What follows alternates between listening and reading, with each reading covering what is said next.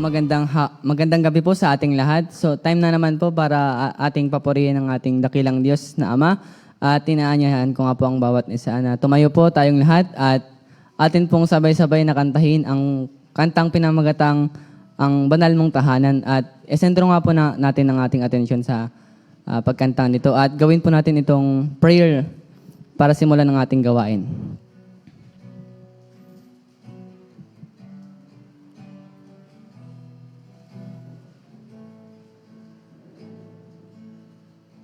Ang puso ko'y dinudulog sa'yo,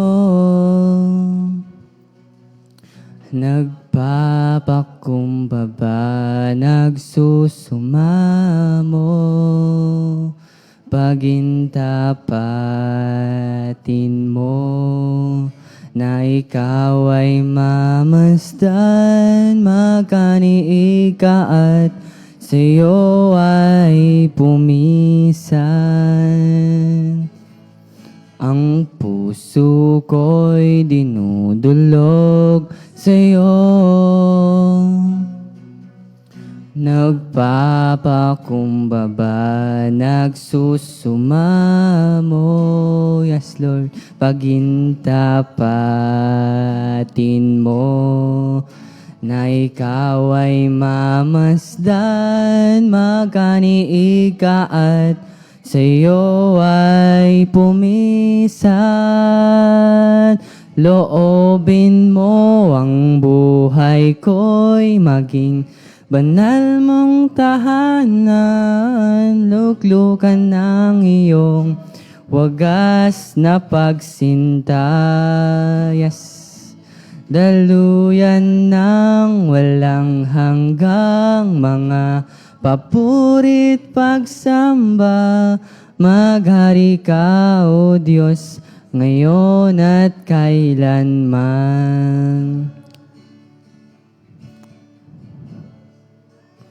Dinudulog sa'yo, yes. Nagpapakumbaba, nagsusumamo, pagintapatin mo, na ikaw ay mamasdan, makaniig ka at sa'yo ay pumisan. Loobin mo ang buhay ko'y maging banal mong tahanan, luklukan ng iyong wagas na pagsinta. Daluyan ng walang hanggang mga papurit pagsamba, maghari ka, O Diyos, ngayon at kailanman. Loobin mo ang buhay ko'y maging banal mong tahanan, luklukan ng iyong wagas na pagsinta. Daluyan ng walang hanggang mga papurit pagsamba, maghari ka, O Diyos,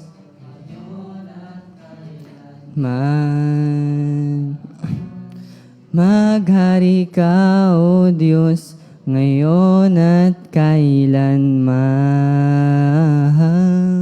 Maghari ka, O Diyos, ngayon at kailanman. Yes, Panginoon. Loobin niyo po, Panginoon, ang aming puso, Lord God. Dahil, Lord, sa oras na ito, Panginoon, ang amin pong itinataas ang iyong dakilang pangalan, Panginoon. Dahil pinatunayan niyo po sa amin, Panginoon, ang iyong kadakilaan at kapangyarihan sa amin, Panginoon. At Lord, sa oras na ito, tinuruan niyo po kaming manalangin, Panginoon ko. And Lord, kami, Panginoon, ay nagpapakumbaba at nagsusumamo, Panginoon, sa oras na ito. Before po kami mag-start, humingi po kami ng kapatawaran sa lahat po ng aming nagawang kasalanan, Panginoon. Linisin niyo po kami at i-purify niyo po ang aming puso't isipan, Lord God, na lahat, Panginoon, ng aming gagawin today, Lord God. Tonight, Lord God, ay magsilbing kapurihan sa inyong harapan, Panginoon ko. Lord, we are not worthy, Panginoon ko, but You are worthy, Lord God. Kaya, Panginoon, kami, Panginoon, ay nalinis na rin, Lord God, because of you, Panginoon. Thank you so much, Lord God, for the salvation that you have given to us, Panginoon. And tonight, Lord God, tulungan niyo po kami, Panginoon, na isentro ang aming puso't isipan, Lord God, sa gawain po namin na ito, Lord God, na before po kami mag-pray, Lord God, alam ko po na may bibigay ka pong mensahe muna sa amin, Lord God, na magsisilbi po naming gabay, Panginoon, at mensahe, Panginoon, na maging reminder po sa amin as we pray, Lord God. At anuman, Panginoon, ang imimensahe ng ang inyong pastor, ang aming pastor, Lord God, ng inyong lingkod, tulungan niyo po siya na mai-deliver at ipahayag, Panginoon, ng maayos, Lord God, ang iyong mensahe, Lord God. At kami naman pong makikinig, Panginoon ko, ay hindi lamang maririnig sa kabila at lalabas sa kabila, ngunit may isa sa pamuhay po namin ito, Panginoon ko. Tulungan niyo po kami, mga anak ninyo, Lord God, na mamuhay ng karapat-dapat sa inyo, Lord God. Continue to bless us, O God, and let you will be done, Panginoon. Thank you so much, Lord, for the victory. And upon victory, Lord God, ito pong aming samudalangin sa dakilang pangalan ni Jesus. Amen and amen. So tonight po, tinatawagan ko na po si Pastor RJ para ilid po tayo sa ating message tonight. Okay. Magandang gabi po sa bawat isa sa atin. At salamat sa ating Panginoon dahil nagsama-sama muli tayo sa lugar na ito upang sama-samang manalangin at sa mga nanonood online. Ayan. Magandang gabi sa inyo at sa inyong pagsama sa gabing ito sa bawat gagawin po natin nawa ay mabigyan natin ng kapurihan, kalugaran ang ating Panginoon Diyos sa ating mga buhay. At gabing ito, bago tayo punta sa ating panalangin, pagdulog sa harapan ng ating Panginoon Diyos sa pamagitan ng panalangin, tayo muna po ay dadako sa salita ng ating Panginoon na matatagpuan in the book of Matthew, chapter 6, verse 24 hanggang 34. Yan. Matthew chapter 6, verses 24 hanggang 34. Dito po makita po natin, mababasa po natin yung sinasabi niya dito, Diyos o kayamanan. Alam ko na, alam nyo na ito, napakinggan nyo na, ilang ulit niya natin napakinggan, ilang beses natin na nabasa. At sa gabing ito, nais ko lamang pong ibahagi, i-remind muli about sa atin, na sa ating mga tao ay normal yung mga bagay na nangyari sa atin, yung mga bagay na ito. Na sinasabi niya kasi dito sa verse 24, walang aliping makapaglilingkod sa dalawang Panginoon, sapagkat kapuputan niya ang isa at ibigin ng ikalawa. Paglilingkuran ng tapat ang isa at tahamakin ng ikalawa. Hindi ninyo maaring paglingkuran ng pareho ang Diyos at ang kayamanan. Kaya sinasabi ko sa inyo, huwag kayong mabalisa tungkol sa inyong kakainin at inyong iinumin upang kayo mabuhay o kaya'y tungkol sa susuotin ng inyong katawan. Hindi ba't ang buhay ay higit na malaga kaysa pagkain at ang katawan kaysa damit? Basta ninyo ang mga ibon, hindi sila nagtatanim o umaaniman o kaya'y nagtitipon ng kamalig. Ngunit pinapakain sila ng inyong amang nasa langit. Hindi ba't higit kayong mahalaga kaysa sa mga ibon? Sino sa inyo ang makapagpapahaba ng kanyang buhay ng higit sa isang oras sa pamagitan niyang pagkabalisa? Verse 28, at bakit kayo nababalisa tungkol sa pananamit? Isipin ninyo kung paano tumutubo ang mga bulaklak sa parang. Hindi sila nagtatrabaho ni gumagawa ng damit. Ngunit sinasabi ko sa inyo, kahit si Solomon na sa kanyang karangyaan ay hindi nakapagdamit ng singganda ng isa sa mga bulaklak na ito. Kung dinadamitan ng Diyos ang damo sa parang na buhay ngayon at kinabukasan ay gagatong sakalan, kayo pa kaya kailiit ng inyong pananampalataya sa Kanya? Kaya't wag kayong mag-aalala na baka kayo'y kapusin sa pagkain, inumin o damit. Hindi ba't ang mga hintel ang nababahala tungkol sa mga bagay na ito? Alam na ng inyong amang nasa langit na kailangan ninyo ang lahat ng ito.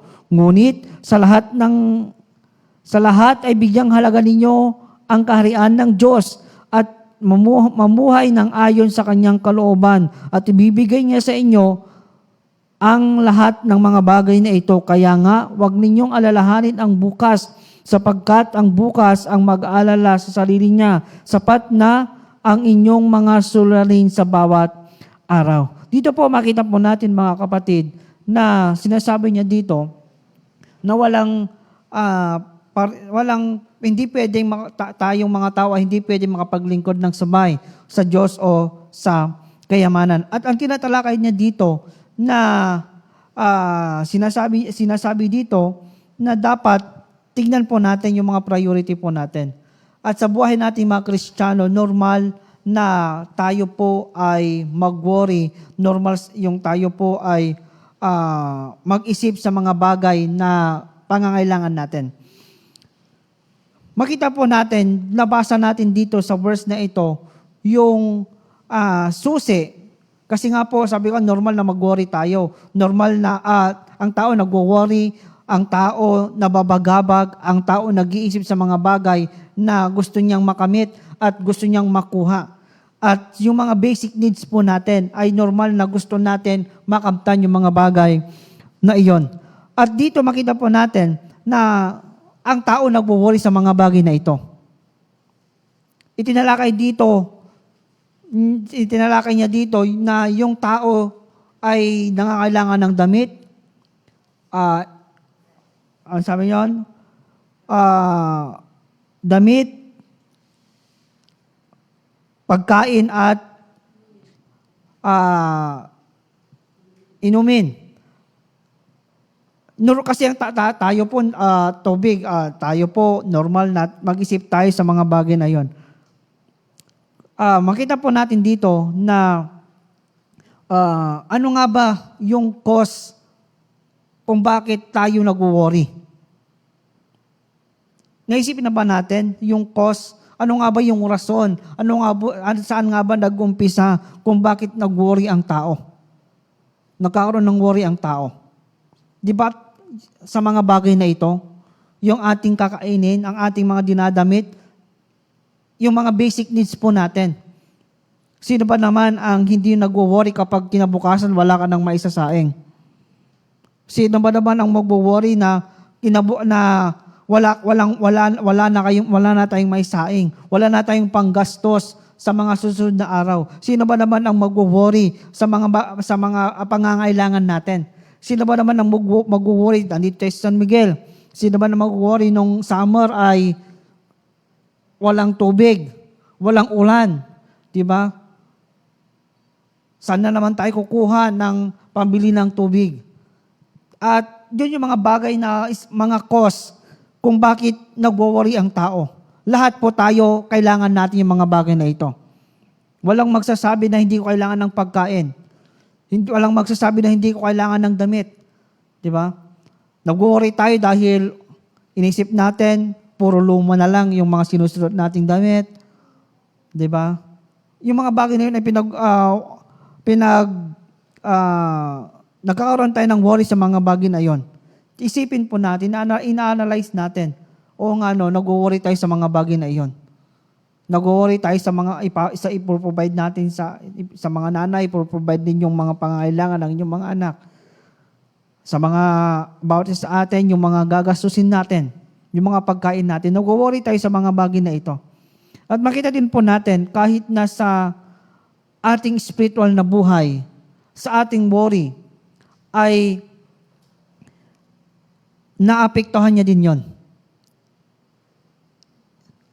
Basahin po natin verse 30. Ano sabi niya dito? Kung dadamitan ng Diyos ang damo sa parang na buhay ngayon at kinabukasan igagatong sa kalan, kayo pa kaya kay liit ng inyong pananampalataya? Kung bakit nag-worry ang isang tao, anong sabi niya sa bandang huli? Kay liit ng ating pananampalataya. Isang cause ito. Isang cause kung bakit nag-worry ang tao. Kulang siya sa pananampalataya sa ating Panginoong Diyos. Kaya kung bakit kinukulang siya sa pananampalataya sa ating Panginoong Diyos, nag-worry siya dahil wala siyang masaing. Nag-worry tayo dahil kulang tayo sa financial. Inisip natin saan ako kukuha. Anong igagastos ko? Saan ako kukuha ng tulong sa mga bagay na ito? Iyon yung mga cause kung bakit tayo nag-worry. Una-kunang tayo sa yung mga pinagkukos ng worry natin ay yung mga basic needs natin. At pangalawang rason ay kulang tayo sa pananampalataya kung bakit tayo nag-worry. Diba? Doon naman nag-umpisa lahat. Kasi kung malakas ang ating pananampalataya, bakit ka mag-worry?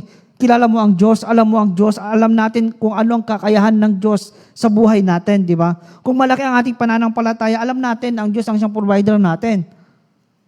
Dahil nabasa natin, naranasan natin kung sino ang Diyos sa buhay po natin. Kaya nga po, i-analyze po natin, ano nga ba yung cause ng worry natin? Yung mga basic needs po natin at kulang tayo sa pananampalataya. Ano ang mangyayari kung ano yung mangyayari kung bakit tayo nagwo-worry? Sabi niya dito in verse 30, matatalo ang ating spiritual na buhay. Nakita natin yung una, yung cause. Pangalawa, yung curse ng worry. Yung kakahinatnan ng worry po natin. Papababain niya ang spiritual na buhay natin. Anong ibig sabihin? Kay liit ng ating pananampalataya, pabababain niya ang ating pananampalataya. In verse 30. Kaya sinabi niya, kay liit naman ang inyong pananampalataya. Sino ba ang nagsabi nito? Ang ating Panginoong Hesus, kahit na sa mga kanyang mga disipulo, nung sila po ay nasa bangka, di ba? Nung biglang bumuhos biglang nagkaroon ng malakas na hangin at malakas na alon, na sinabi nila, hindi mo ba alintana, Panginoon? Mamamatay na kami. Di ba? Anong sinabi ng ating Panginoong Hesus? Kalit naman ang inyong pananampalataya. At ibig sabihin nito, sa ating worry, nadidefeat niya, natatalo niya yung ating spiritual na buhay. Dahil sa worry natin, hindi natin namamalayan, unti-unti nang bumabagsak ang ating pananampalataya. Ganon po yun. Unti-unti niyang pababagsakin ang ating pananampalataya sa ating Panginoong Diyos. Dahil wala na, hindi na tayo makapag-focus, nag-focus na lang tayo sa worry. Nag-focus na lang tayo kung ano yung gagawin natin sa mga bagay na pinoproblema po natin. Ano pa? I-distract niya yung mga mental life natin. Anong ibig sabihin nito? Dahil may worry ka, yung isip natin, hindi makapag-focus sa pag-iisip. Di ba? Hindi makapag-focus din sa pag-iisip, hindi makapag-function ng maayos dahil kung ano-ano lang yung pumapasok sa isip natin na pwedeng gawin, ano yung gagawin natin. Yung normal na ginagawa natin sa pang-araw-araw nung wala tayong worry, hindi tayo nag-worry, hindi tayo nababalisa ay nakapag-focus tayo sa mga gawaing bahay, nakapagtrabaho tayo, ang ganda ng pakikisalamuhan natin sa kapwa natin. Pero nung may worry, pag isang tao may worry, ay i-distract niya yung mental natin, yung kaisipan natin.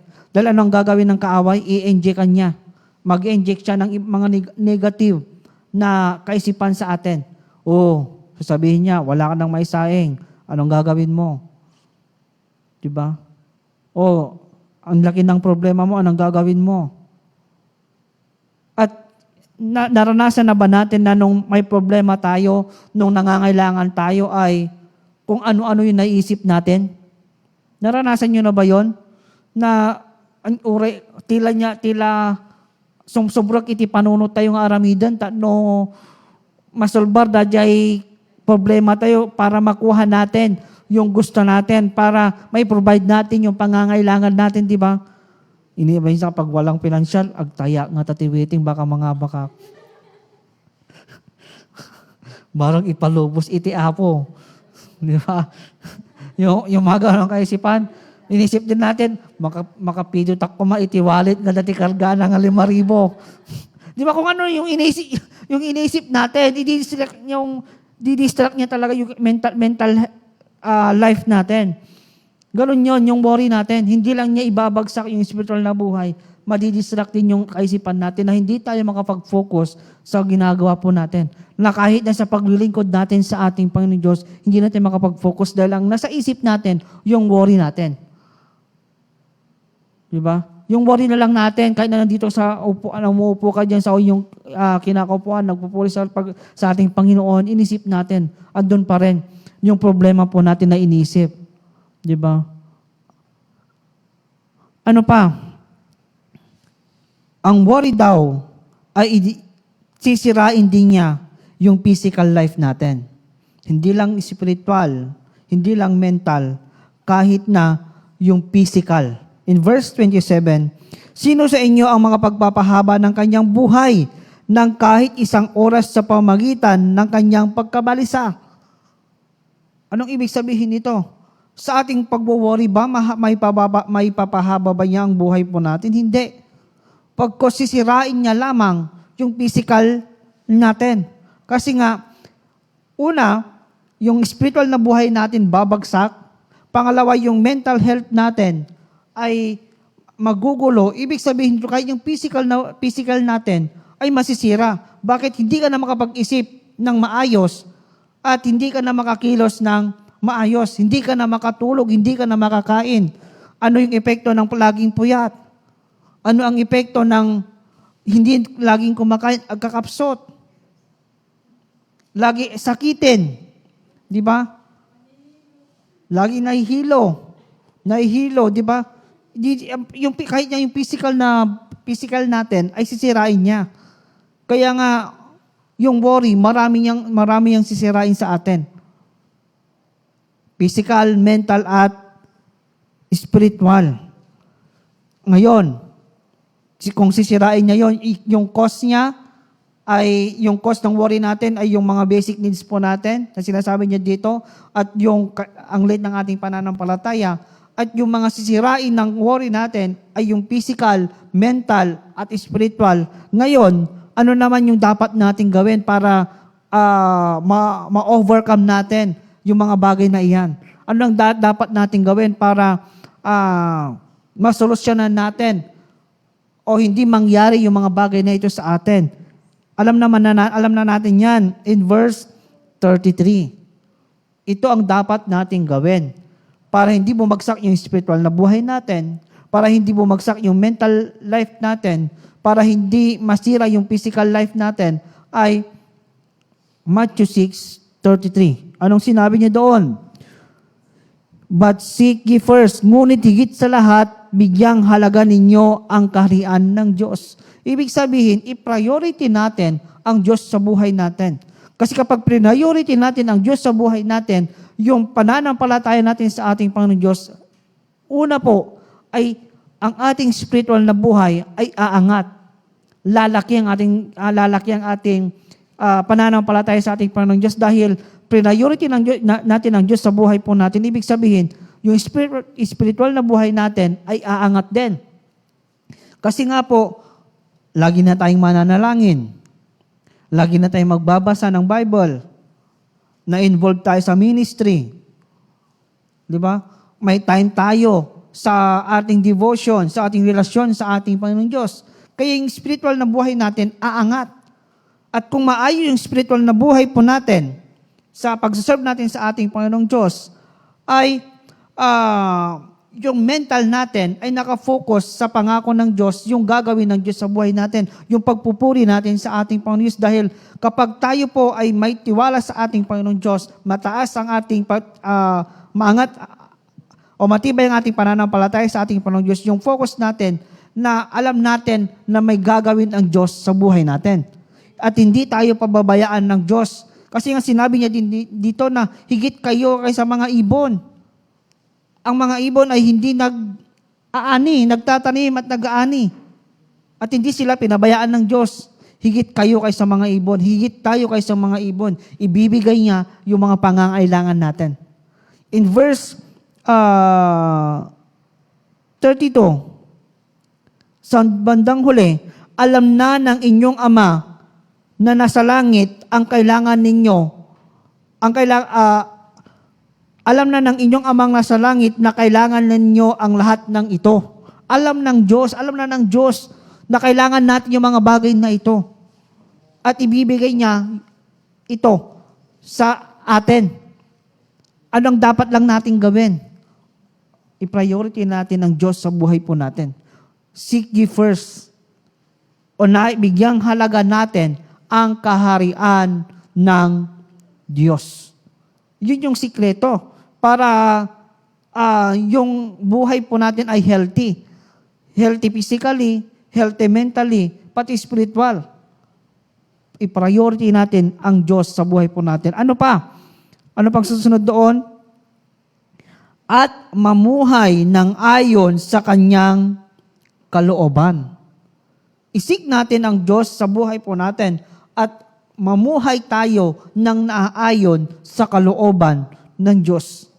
Hindi lamang sinisik natin ang Diyos sa buhay po natin, pero hindi naman tayo sumusunod sa kalooban ng Diyos. Hindi pwede yun. Dapat kung sinisik natin ang Diyos sa buhay po natin, dapat sumusunod yung pagsunod natin sa kalooban ng Diyos sa buhay po natin. Alam naman na natin yung mga bagay na iyan, yung mga kalooban ng Diyos na siyang binigay niya o sinabi niya sa kanyang mga salita.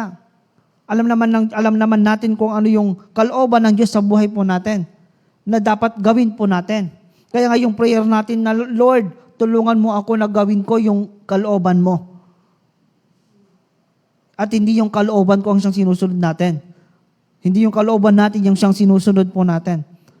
Na dapat tayo po ay sinisik natin ang Diyos sa buhay po natin at sumusunod tayo lagi sa Kanya. Sumusunod tayo sa Kanya. At kapag ginawa natin ito, in all these things shall be added unto you. Hindi natin makukuha yung gusto natin kung hindi natin gagawin ang 33. Kaya kung bakit ang mga Kristiyano dapat ginagawa yung verse 33 para ibigay ng Diyos yung mga pangangailangan natin. Huwag tayong magreklamo kung bakit minsan nagkakaroon tayo ng problema financially, kaya sa pagkain, sa mga basic needs po natin, sa mga problema natin, dahil baka nga hindi natin nasusunod ang verse 33. O baka partial lang yung ginagawa din natin. Kaya nga, huwag tayong mag-worry. Huwag tayong mabalisa kung pinapriority natin ang Diyos sa buhay po natin. Huwag tayong mabalisa dahil alam natin na ang Diyos ang siyang magbibigay ng pangangailangan natin. Kaya nga lagi natin napapakinggan, Matthew chapter 6 verse 3, gas-gas na yan, napakinggan ko na yan. Pero, kumusta naman? Ina-apply ba natin? Ina-apply ba natin yung Matthew 6:33? Di ba? Kaya nga po ngayong gabi, gusto ko lamang po i-remind about isa sa atin na maraming sinisira ang worry sa buhay po natin. At nalaman natin ngayong gabi kung ano yung mga cause kung bakit tayo nagkakaroon ng worry. Dahil sa mga bagay na gusto natin, yung mga basic needs natin, at dahil kulang ang ating pananampalataya. Kasi kung hindi naman kulang ang ating pananampalataya, hindi tayo mag-worry. Dahil alam natin yung pangako ng Diyos. Alam natin yung sinabi ng Diyos sa kanyang mga salita, at hindi naman tao ang Diyos na hindi niya gagawin yan sa buhay natin. Di ba?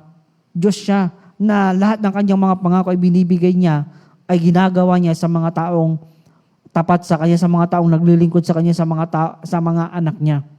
Kaya kung anak niya tayo, lingkod niya tayo, huwag tayo mag-worry. Dahil alam natin na tayo po ay tutulungan ng Diyos, ibibigay niya ang gusto natin, at iproprovide niya yung mga pangangailangan natin. Kaya ngayong gabi, lagi natin tatandaan, kung nagwo-worry po tayo, aapektuhan niya yung spiritual na buhay natin, yung mental life natin, at yung physical natin. Kaya wag tayo magtaka, pag nababagabag tayo, nababalis tayo, agkakapsot tayo dahil sa worry natin. Kung gusto natin maging healthy ang aspeto ng ating buhay, seek ye first the kingdom of God and His righteousness.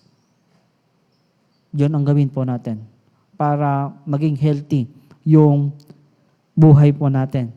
Buhay Kristiyano natin at buhay tao po natin. At ngayong gabi, yun po yung reminders po about isa Sa gabing ito, nawa, lagi nating isik ang Diyos sa buhay po natin at lagi nating sundin ang kalooban ng Diyos sa buhay po natin. Pumunta po tayo sa lugar kung saan po tayo mananalangin.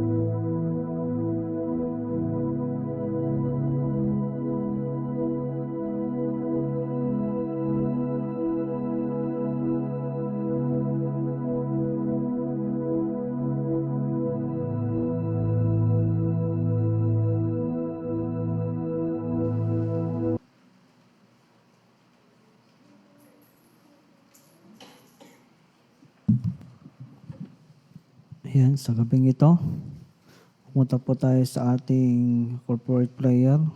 Sino po yung mga may prayer request at sama-sama nating idulog sa harapan ng ating Panginoon.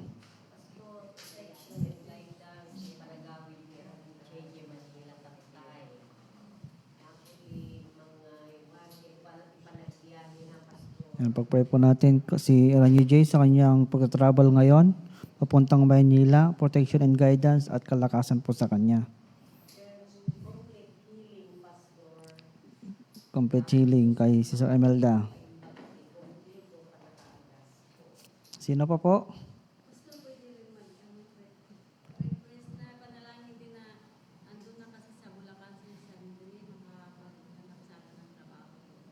Pray po natin si Brother Andre. Andre Zandre na sa kanya sa Bulacan na siya na makapaghanap siya ng trabaho. Ayan.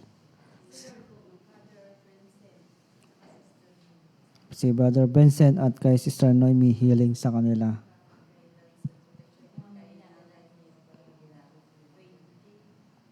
Kay Nathaniel din, protection guidance sa pagbibiyahe niya sa 20. Yan. Sino pa po?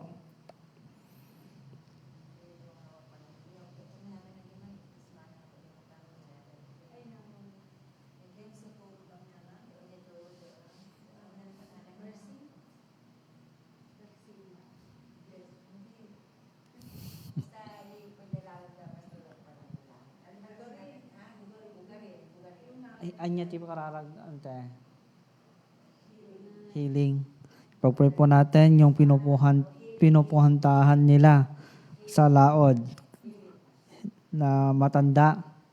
Yan healing sa kanya. Di nila handang malagip na dinagan na. Yan.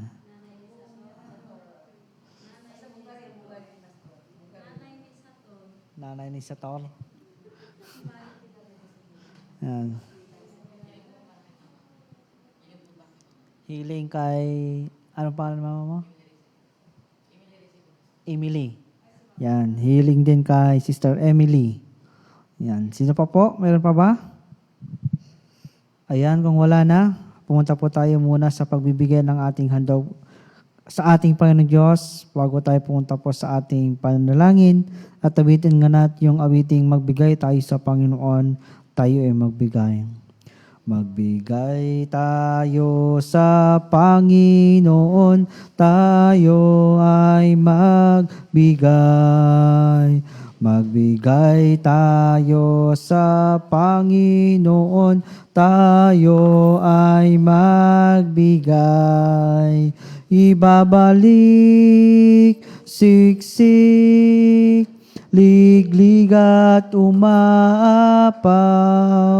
Ibabalik, siksik, liglig at umaapaw. Magbigay tayo sa Panginoon, tayo ay magbigay. Tayo po'y manalangin. Ama naming Diyos sa dakila sa oras pong ito, muli Panginoon, kami nagkakaisang dumulog sa iyong harapan, Panginoon.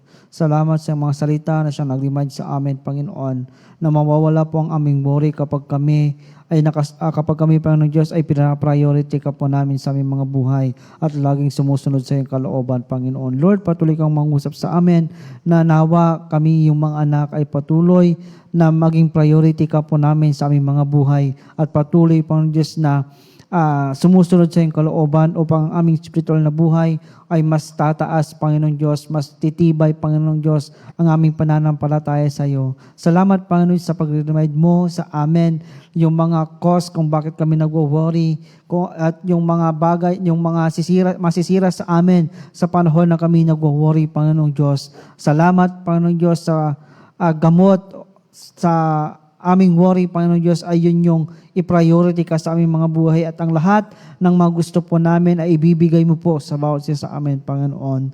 At sa gabing ito, itinatas po namin yung mga kapatiran po namin na nangangailangan ng kagalingan.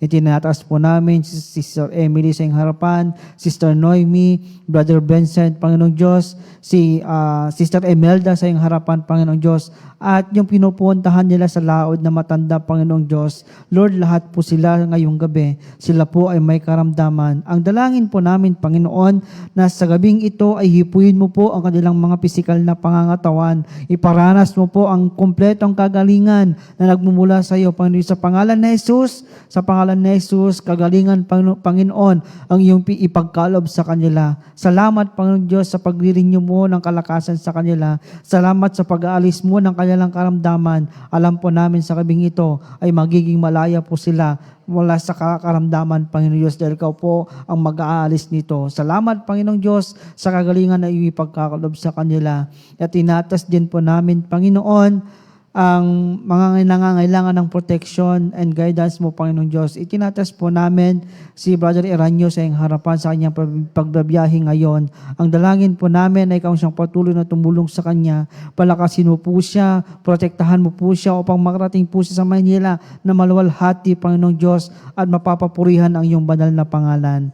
At sa gabing ito, itinatas din po namin si Nathaniel sa iyong harapan sa kanyang pagbabiyahe, Panginoon, sa 20. Ang dalangin din po namin, Panginoong Diyos, na kanyang pagtatravel, ikaw pong patuloy na humawak sa kanyang buhay. Ikaw pong siya magbigay ng kalakasan sa kanya. Protektahan mo po siya sa kanyang pagbabiyahe, Panginoon. At sa kanyang pupuntahan, Panginoong Diyos, ay makarating po siya sa kanyang pupuntahan at makakabalik po siya dito, Panginoong Diyos, dahil sa iyong tulong, dahil sa iyong pagpapala, Panginoon. Lord, patuloy mong pagpalain ang anak mong ito at patuloy, Panginoong Diyos, ikaw siya mag-bless sa kanyang buhay. At inatas din po namin si Brother Sandre sa iyong harapan. Nasa Bulacan na po siya ngayon, Panginoong Diyos. Ang dinidesire po niya ay magkahanap ng trabaho. Lord, patuloy, Panginoong Diyos, na tulungan mo po, Panginoon, ang kabataan mong ito, ang anak mong ito, Panginoong Diyos, na punta mo po siya, Panginoong Diyos, sa trabaho na maayos, Panginoong Diyos. Lord, ibuksan mo po ang mga trabaho doon, Panginoong Diyos, at makakahanap po siya ng trabaho sa lalong madaling panahon, Panginoong Diyos, at ikaw po ang magbibigay ng trabaho po sa kanya. Lord, i-bless mo po siya, ang kanyang buhay, Panginoon. Patuloy mo siyang pangalagaan, protektahan doon, Panginoong Diyos, kahit malayo po siya sa kanyang pamilya, sa amin, Panginoon. Alam po namin na ikaw ang patuloy na tutulong at magpoprotekta sa kanya. Salamat, Panginoon, sa buhay po niya. Sa gabing ito, Panginoon, alam mo po ang bawat dalangin po namin. Alam mo po, Panginoong Diyos, ang bawat dinidesire po namin. Alam mo po ang bawat panalangin po namin ngayong gabi. Lord, ikaw pong patuloy na sumagot sa aming mga panalangin. Ikaw pong patuloy na makinig sa aming mga daing, Panginoong Diyos, at alam po namin na ang kasagutan nito ay nagmumula lamang sa iyo at ibibigay mo po ito sa bawat isa sa amin, Panginoon. Lord, patuloy mong ibigay ang bawat dinidesire po namin at patuloy, Panginoong Diyos, na kami magpapasalamat dahil alam po namin na sa bawat daing po namin ay meron kang ginagawa sa buhay po namin, Panginoong Diyos. Lord, salamat dahil alam po namin, Panginoon, na hindi po nasasayang ang bawat daing po namin, ang bawat pagluhod po namin, ang bawat panalangin po namin, Panginoon. Dahil alam po namin na meron kang ginagawa, Panginoong Diyos. At sa gabing ito, Panginoon, itinatas din po namin ang bawat anak mo sa lugar na ito. Mula sa pinakabata hanggang sa pinakamatanda, Panginoong Diyos, na miyembro ng iglesyang ito, Panginoong Diyos. Ang dalangin po namin na patuloy mong pagpalain ang buhay ng bawat isa. Lalong-lalo, Panginoong Diyos, sa aming spiritual na buhay. Lord, patuloy, Panginoon, na bigyan mo po kami ng tibay ng aming pananampalataya, Panginoong Diyos. Patuloy, Panginoon, na kaunawaan sa iyong mga salita sa bawat turo mo, Panginoong Diyos. Patuloy, Panginoong Diyos, na palawakin mo po ang bawat pagkakilala po namin sa iyo upang kami, Panginoong Diyos, ay patuloy na makapaglingkod. Patuloy, Panginoon, na hawak sa iyong mga pangako, Panginoon. Lord, patuloy mong i-bless ang bawat pananampalataya ng bawat isa sa amin. Sa mga nangihinay spiritually, Panginoong Diyos, Lord, dalangin po namin na palakasin mo po sila, Panginoon. Palakasin mo po ang bawat isa, Panginoong Diyos. Alam po namin, Panginoon,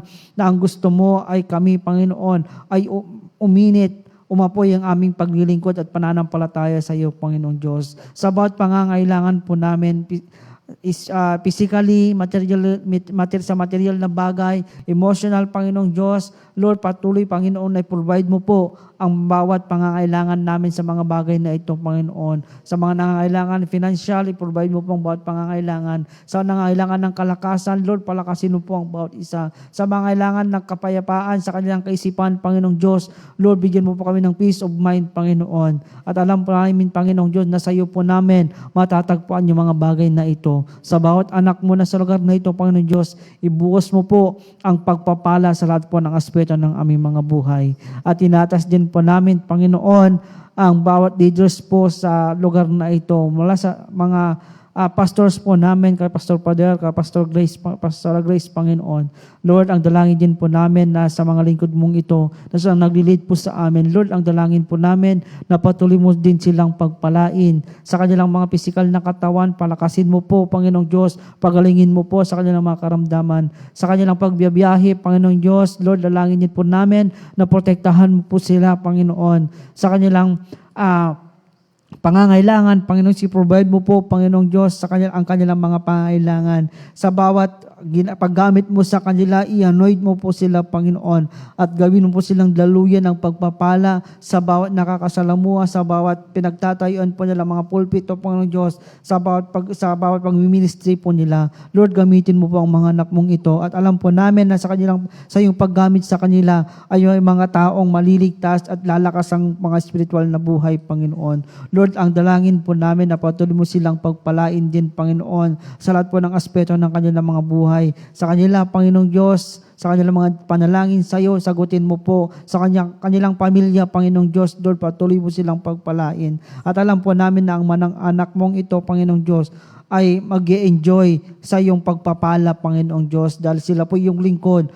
At patuloy, Panginoong Diyos, na sila po yung tutulungan sa panahon din na sa kanilang mga problema, Panginoon, ay dumarating. Alam po namin, Panginoon, na patuloy mo silang papalakasin spiritual, Panginoong Diyos, at patuloy na papalakasin sa kanilang sa kanilang kahinaan, Panginoong Diyos. Salamat, Panginoon, at sa mga deacons, Panginoon, sa lugar na ito, sa mga department heads, Panginoon. Lord, patuloy mo din pagpalain ang bawat isa sa amin. Patuloy mo din kaming gamitin sa church na ito na naglilingkod sa iyo, Panginoon. Patuloy mo kaming pagpalain, Panginoong Diyos, at gawin mo po kami daluyan ng pagpapala dito sa church na ito hanggang dyan sa labas, Panginoon. At itinatas din po namin ang aming church sa lugar na ito, sa bawat pangangailangan ng church na ito, Panginoong Diyos. Alam mo po yung mga church projects po namin, sa mga pangangailangan po namin, Panginoon, sa church na ito. Lord, i-provide mo po ang pangangailangan ng church na ito. Gamitin mo po ang bawat anak mo sa lugar na ito. Patuloy mong pagpalain ang aming simbahang ito, Panginoon, upang mas mapatibay, mas mapaganda, Panginoon, at maging komportable po kami sa aming bahay-sambahan, Panginoon, sa paglilingkod sa iyo. At tinatas din po namin ang mga outreaches po namin, Panginoong Diyos, dito sa lugar na ito, sa San Miguel, Panginoon, hanggang dyan sa labas, Panginoon, sa Malasiki, Panginoon, sa bawat pinupuntahan po ng iyong mga anak, Panginoong Diyos, na pinagmiministrihan sa kanya, pinagbabible studyhan, Panginoong Diyos, pinag-outreachan. Lord, ang dalangin po namin na sa bawat pagtitipon na iyan, ikaw ang siyang patuloy na kumilos. Patuloy pong pagpalain ang mga lingkod mo na siyang pumupunta sa mga pagtitipon na iyan, Panginoong Diyos. Gamitin mo po sila, i-anoint mo po sila, Panginoong Diyos, palakasin mo po sila, protektahan mo po sila, Panginoon, sa kanilang pagtatravel. Alam po namin, Panginoon, na bawat anak mo na pumupunta sa mga outreaches, Panginoong Diyos, ay patuloy mong pagpapalain. At sa mga pagtitipon na iyan, patuloy kang umilos, patuloy na yung Spirit, yung siyang patuloy na manguna, Panginoon, at patuloy, Panginoon, na sa mga madadagdan po namin, sa mga lugar na iyan, Panginoong Diyos, ay makita po namin ang paglago nila spiritual at may mga taong maliligtas sa pamagitan ng iyong mga salita, Panginoon, na siyang may papahayag ng iyong mga lingkod, Panginoon. Lord, salamat.